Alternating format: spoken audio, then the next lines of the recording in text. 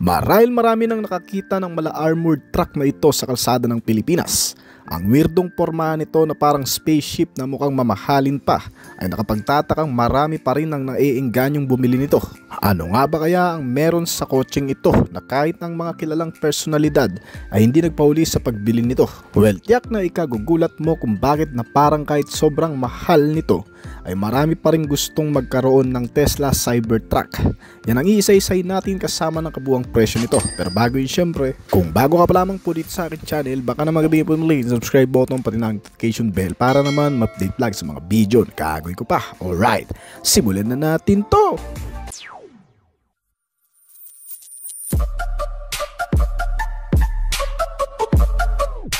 Ang Tesla Cybertruck marahil ang pinakakilalang bagong sasakyan sa kalsada ng Pilipinas ngayon. Ang higanting stainless steel hunk na electric pick-up na ito ay may isang aircraft style na steer-by-wire system features. May isang cargo bed sa likuran na may power retractable hard tonneau cover at kaya nitong humila ng bigat na 11,000 pounds o katumbas ng 4,989 kg. Actually noong 2023 pa ito inilabas ng brand pero dumating lang sa Pilipinas noong nakaraang taon. Ang makantong itsura nito kung titingnan ay aagaw talaga sa pansin ng kahit na sino man. Itong Cybertruck kasi ay ginamitan ng mga flat hard steel sheet panels sa buong palibot ng external.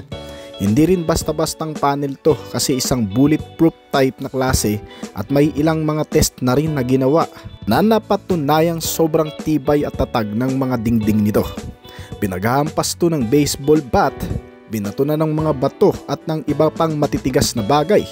Ay nagkaroon lamang ng kaunting scratch mark pero walang masyadong dent.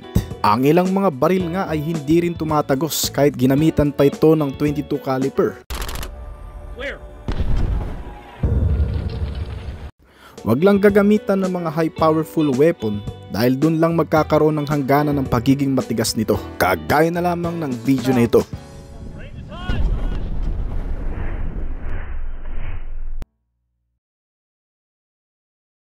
Hindi pa natatapos dyan kasi itong sasakyan ay kayang mag-navigate din sa kahit anong klase ng kalsada kahit pa sa spalto matutuwid o sa kahit saang malulubak at mga lupain.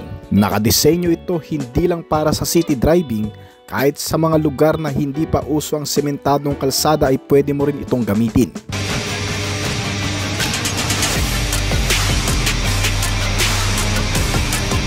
Itong Cybertruck kasi bukod sa gumagamit ng all-wheel drive train, meron itong tinatawag na adaptive air suspensions na i-a-adjust ang mga suspensions nito. Pwedeng itaas at ibaba depende sa hinihingi ng kapaligiran, na kung saan ang normal size ng ground clearance nito ay nadadagdagan pa ng hanggang sa 17-inch na taas. Fully sealed na rin ang underbody ng Cybertruck na protektado ang mga under chassis at ilang mga mekanismo sa ilalim. Protektado sa mga putik at matatalas na bato, kaya ready to sa mga off-road condition. At syempre ay pwede rin itong maisabak sa mga medyo malalalim na katubigan. Kaya naman pala nagustuhan din ng ilang mga Pilipino kasi kahit electric car ang modelo ay hindi ka mangangambas sa mga bahaing lugar. Bukod pa dyan, ang mga window glass din nito ay napakatibay. Isang magandang features nito lalo na kung may mga issue ka sa kaligtasan. Nilagyan ito ng makabagong feature sa manubela na tinatawag na steering by wire. Isang safety features na gumagamit ng isang sensor sa manubela na kung saan mas ginawang responsive ang front wheels sa kung saang direksyon mo man ito dadalhin.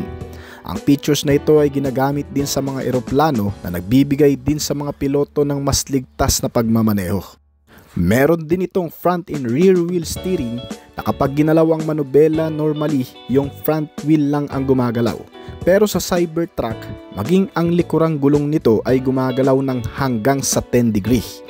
Ang benepisyo nito sa isang sasakyan ay mas madali mo itong maililiko or ma-u-turn nang hindi kumakain ng malaking space. Ibig sabihin kahit sa masisikip na kalsada ay madali kang makakapag-overtake o makakapag-maneuver. Dahil sa rear steering wheel features nito ay mas magiging convenient ang pagmamaneho. Nilagyan din ito ng mga LED light bar sa front and rear na isang daytime running light para mas maging visible itong sasakyan lalo na sa madidilim. Additional light pa ang mga headlamp nito na nasa ilalim at tail lamp na hindi masyadong halata. Marami rin itong mga cargo space gaya ng nasa likuran na 6 feet truck bed na kayang kargahan ng hanggang sa 1,135 kg na bigat. May compartment space din sa harap at naka-power front trunk na automatic ding bumubukas at nagsasara. Inilabas ito na may dalawang klaseng pagpipilian. Ang dual motor all-wheel drive Cybertruck na may kakayahang gumawa ng 600 horsepower at ang pangalawang klase nito ay tinatawag na Cyber Beast na may tri-motor o tatlong motor. All-wheel drive train na rin na kaya namang gumawa ng hanggang sa 8,334 horsepower. Kung ikukumpara ang lakas ng output nitong dalawang Cybertruck sa mga ordinaryong sasakyan sa bansa, 2 beses na mas malakas itong Cybertruck kumpara sa mga standard SUV. Pagdating sa top speed, ang dual motor Cybertruck ay may bilis na nagagawa na umaabot ng 180 km/h. Samantalang ang kapatid naman na Cyber Beast ay kayang gumawa ng 60 mph sa loob ng 2.6 second o katumbas yan ng 209 km/h. Electric car ito pero mas malakas pa sa fuel car. Kung pag-uusapan naman ng mga battery lifespan o yung tagal ng baterya nito bago malobat, umaabot ito ng hanggang sa 512 to 538 km bago tuluyang malobat ang baterya. Para mailarawan natin kung gaano katagal, ay kaya nitong bumiyahe ng Manila to Bicol na may natitira pang 1/4 energy. Ibig sabihin, meron ka pang 100 kilometrong layo na matatakbo pagdating sa Bicol. Ganyan ito katipid.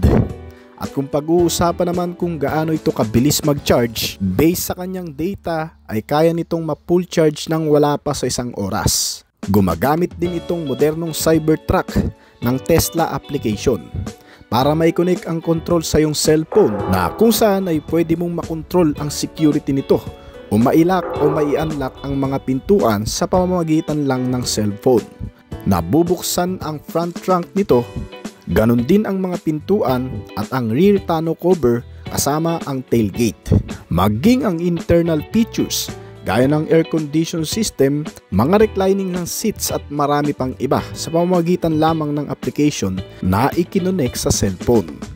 Pagdating sa interior, kung napaka-futuristic sa panlabas, ganun din naman sa loob nito. Napaka-high-tech nitong mga upuan na nakadesenyo para sa komportabling pagmamaneho, pagsakay ng mga pasahero at napakaluwag din ng cabin para sa 5 pasahero nito. Electric adjustable ang mga seats sa kahit anong posisyon na pwede mo ring makontrol gamit ang cellphone o ang infotainment system na may controller. Na kung titingnan natin sa ilang mga reviews, ang infotainment system na may multifunctional ay parang lahat na ata ng control ay narito na. Wala nang buton kundi touchscreen na lang. Pero meron din naman itong voice control features kung gugustuhin. Nilagyan pa ito ng maraming camera for safety and security. Pagdating sa ilan pang mga safety ng Tesla Cybertruck, ay nilagyan din ito ng maraming modernong gamit para mas ligtas ang mga pasahero. Gaya na lamang ng forward collision warning na nagbibigay alerto sa driver sa pamamagitan ng mga visual sign na mararamdaman sa oras na may paparating na banggaan o pagkabangga. Nilagay din sa Tesla Cybertruck ang automatic emergency braking safety features na automatic na nag-a-apply ng brake sa oras na bumangga sa ilang mga sasakyan o anumang obstacle, debris para mabawasan ang impact o lakas ng pagkabangga nito. Isinama na rin dito sa Tesla Cybertruck ang automatic blind spot camera para mas ma-monitor ang mga blind spot lalo na sa mga biglaang pakurbada o yung madidilim na kalsada.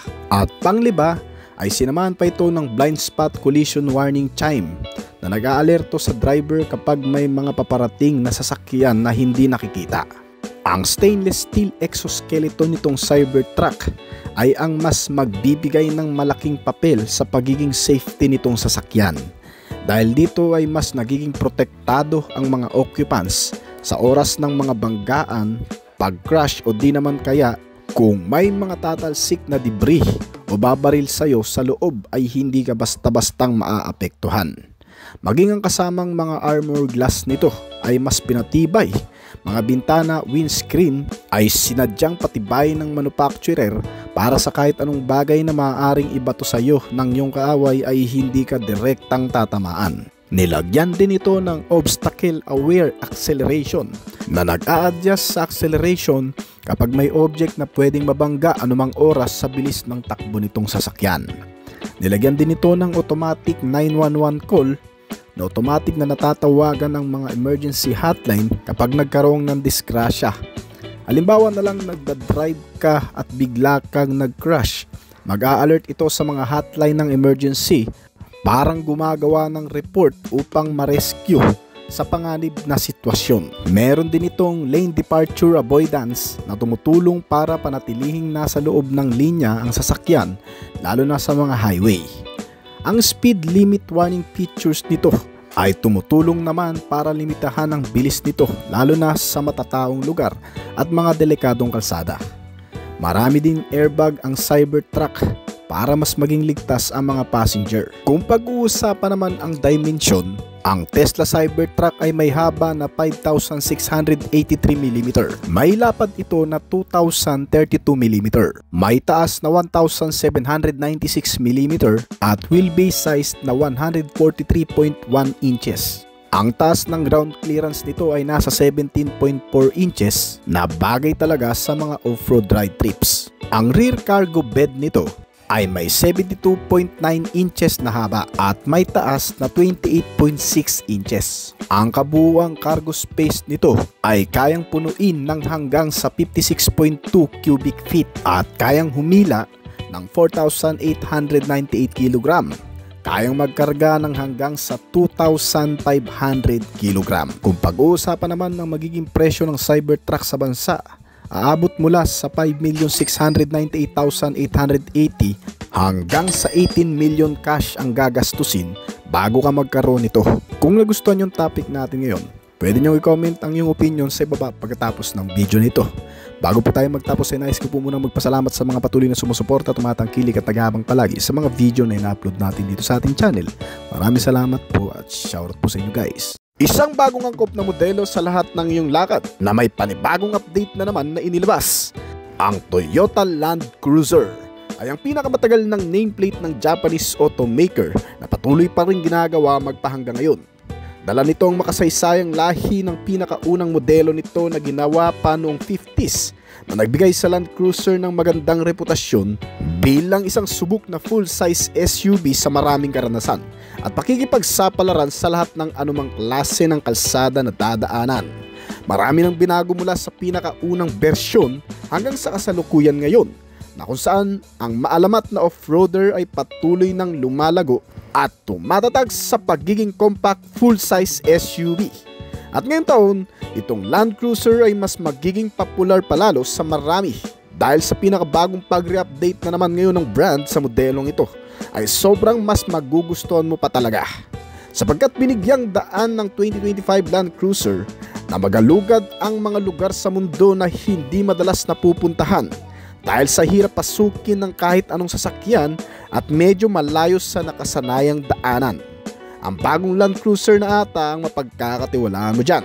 Dala nito ngayon ng pinatatag na kumpiyansa sa modernong anyo, gaya ng makantong hugis na may matapang na disenyo at isang black Toyota Heritage front grille, square side mirror at athletic fender flare.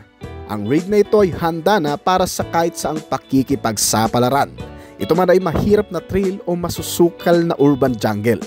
Inilabas ang Toyota Land Cruiser 2025 sa dalawang klaseng variant na pagpipilian. Pagdating sa exterior, ang bagong Land Cruiser ay mayroong mga built-in mudguards, black door handles na makikita. Pero ang harapang bahagi ng parehong variant nito ay magkaiba. Dahil ang standard na variant nito ay mayroong heritage-inspired circular LED headlamp, samantala ang mas mahal na variant naman ay may rectangular shape LED headlamp. Marami ring pagkakaiba sa mga specs and features ng dalawang ito, pero para mas kumpleto ay babanggitin na rin natin lahat na meron sa mga modelong ito. Nakakuha ang bagong Land Cruiser ng isang integrated LED daytime running light na nagpapalakas ng visibility nito sa araw. Ang signature na disenyo sa likuran ay sinamahan ng bagong hugis ng tail lamp na may kasamang Land Cruiser badge. Automatic ding nagbubukas ang tailgate nito para sa madali ang access, lalo na kung may mga ilalagay kang gamit. Pero meron pang special sa features nito, ang jump protection, na kung saan ay pwede mong buksan ang mismong bintana lang nito o yung mismong salamin lang. Sa puntong ito ay pwede mong i-minimize ang space, lalo na kung maliit lang naman ang mga ikakarga mo. Nilagyan pa ito ng mga rain sensing wiper na kusa namang gumagalaw kapag ang windshield ay natalsikan ng tubig o nabasa. Ang smart key remote nito ay nakokontrol ang pagbukas ng mga pintuan sa driver, passenger at ang tailgate, na kung saan ito rin ang ginagamit para makapag-operate ang engine kapag pinipindot na ang push starting. Ang iba pang bahagi na makikita mo sa external nito ay ang pagkakaroon din nito ng front LED fog lamp, roof rails, mga skid plate na undercover ng engine at transmission case na protection din sa mga putik at bato na ma-encounter sa oras na maidaan sa mga terrain. Nilagyan din ito ng mga off-road ready tires na malalaki na may kabuuang sukat na 18-inch na magbibigay dito ng mahusay na stability power at mas makapit. Pagdating naman sa interior ay maingat na idinisenyo ang bawat paligid ng loob nitong modelo. Nilagyan ng bago at komportableng mga upuan na naka-leather seat cover na sinamahan ng 2400 AC inverter na may 3-zone automatic front and rear climate control at may another push button control sa second row seats. Individual temperature settings para sa driver at passenger at ng iba pang mga pasahero sa likuran para ma-meet ang kanya-kanyang preference pagdating sa aircon temperature. Nilagyan din ang loob ng bagong Toyota Land Cruiser ng 6 na USB port socket para sa charger at isang wireless charging pad para sa driver. Ang nagbibigay buhay sa loob ng Land Cruiser ay ang 12.3-inch Toyota Audio Multimedia Touchscreen na may kasama pang 14 na speaker, audio system na premium JBL, mga wireless connectivity gaya ng Android Auto, Bluetooth connectivity at Apple CarPlay compatibility features. Itong bagong Land Cruiser ay nakakuha pa ng maraming convenient features para mas komportable palalo ang pagsakay. Gaya na lamang ng 12 lagayan ng baso at mga bottle drinks. Nilagyan din ito ng 12.3-inch digital gauge cluster na makikita ang selectable gauge display screen at fuel economy, maging ang driver assist, vehicle information at ang driving mode selectors. Ang isa sa mga highlights pa nitong bagong Land Cruiser ay ang pagkakaroon ngayon ng heads-up display para manatiling nakapokus ang tingin ng driver sa unahan ng windscreen na kung saan doon na rin makikita ang mga impormasyon sa pagmamaneho. Pagdating sa engine, ang nagpapagana naman dito sa bagong Land Cruiser ay ang turbocharged 2.4 liter na may 4-cylinder na sinamahan pa ng iForce Max hybrid system at nakakonect sa isang 8-speed automatic transmission para makapag-generate ng mas malakas na maximum output na 326 horsepower at 460 Nm ng torque. Ang Land Cruiser ay gumagamit pa rin ng full-time 4-wheel drive system na nagbibigay ng parehong lakas sa harap at likurang mga gulong nito upang mas mapabuti ang traksyon at katatagan sa iba't ibang klase ng kalsada na tumutulong din para mas makontrol ng maayos ang pagmamaneho during trail. Nadinagdagan ng 3 klaseng driving mode system gaya ng sports mode, eco mode at normal mode na may top speed na 170 km/h. Itong bagong Toyota Land Cruiser ay nakakuha rin ng mas magandang fuel economy. Sa tulong ng iForce Max hybrid system sa engine ay kaya nitong maging matipid sa fuel na may fuel consumption rate na 14 km/L at fuel tank capacity na 68 liters. Bibigyan ka rin nito ng malawak na interior space gamit ang mas malaking sukat nito kumpara sa ilang mga SUV. Ang sukat ng haba kasi ng Land Cruiser ay nasa 4,980mm, may lapad na 1,980mm at ang taas nito ay nasa 1,950mm. May ground clearance size itong bagong Land Cruiser na 235mm at tumitimbang ng hanggang sa 2,431 kg. Ang Toyota Land Cruiser ay nilagyan din ng bagong Toyota Safety Sense Suits 3.0 para magbigay ng maayos at mas ligtas na biyahe sa araw-araw, na pinapangunahan ng pre-collision system na may pedestrian detection. Ang safety features na ito ay iniiwasang makabangga ng mga biglaang humihintong sasakyan sa unahan at ng mga biglang tumatawid na pedestrian. Nilagyan din ito ng makabagong full speed range dynamic radar cruise control na nag-a-adjust ng bilis ng sasakyan kung kinakailangang pabagalin para ma-maintain ang distance nito sa mga kasunod na sasakyan sa unahan. Kusa rin nag-a-apply ng brake o full stop once na bigla namang huminto ang sasakyan sa harapan ng biglaan. Ang features na ito ay mas napaka-convenient din gamitin sa mata traffic kasi sumusunod na lang ito sa galaw ng sasakyan sa unahan kahit hindi nakatapak sa acceleration. Kaya basic handling na lang talaga ang gagawin mo sa mga city driving. Nilagyan pa ito ng lane departure alert na may steering assist na tumutulong para maiwasan ng pag-crash at pagkasagi ng ibang mga sasakyan once na umalis ito sa loob ng lane. Ay nagkakaroon ng warning sa pamamagitan ng mga indicator o vibration. Nilagyan pa ito ng Lane Tracing Assistant o LTA na may kaparehong gamit sa lane departure warning. Meron din itong Road Sign Assist na isang monitoring system na kayang mag-recognize ng mga traffic sign at isang klaseng safety features na rin. Sinamahan pa ito ng automatic high beam, ang headlamp na kung saan ay humihina kapag may nakakasalubong na ibang mga sasakyan at kusa namang tumataas sa mas mababang visibility o yung mas madilim na kondisyon. Nilagyan pa ito ng proactive new safety features na nakadesenyo para magbigay ng assistance sa mga pagpipreno, pagtakbo ng sasakyan at sa pagmamaneho. Ibig sabihin nakadesenyo ang features na ito para sa malawakang safety sense na ang tanging trabaho ay magbigay ng mas kontroladong pag-andar sa loob ng kalsada. Halimbawa, kinakailangan ng agarang preno, mabilis at ligtas na pagpapatakbo at kontroladong pagmamaneho. Sa kahit ano pang klase ng kondisyon ng kalsada, ito ay mas magagamit mo nang ligtas sa tulong nitong proactive new safety features. Ang bagong Land Cruiser ay nakakuha rin ng blind spot monitoring system, ng rear cross traffic alert features para sa mga pagpapaatras at ng isang trail merge warning features na para naman sa mga towing. Nilagyan din ito ng front cross traffic alert na nagbigay ng mas malakas na sensor lalo na sa mga hindi kabisadong kalsada na may mga bigla na lang sumusulpot sa harapan. Meron itong 3-point seat belt for all seating position na may driver's side emergency lock retractor o ELR na automatic na nag-i-extend sa mga normal driving.